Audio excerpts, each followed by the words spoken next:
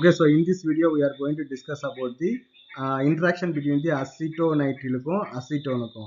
அப்போ அசிட்டோநைட்ரில் வந்து நமக்கு வந்து என்ன எப்படி ஸ்ட்ரக்சர் வந்து இருக்கும், அசிட்டோனா வந்து பார்த்தீங்கன்னா CH3 இல்லையா, CH3 C triple bond N வந்து பார்த்தீங்கன்னா அசிட்டோநைட்ரில் சொல்லலாம். அசிட்டோன் அப்படின்னு வந்து பார்த்தீங்கன்னா CH3 C double bond O CH3 இல்லையா.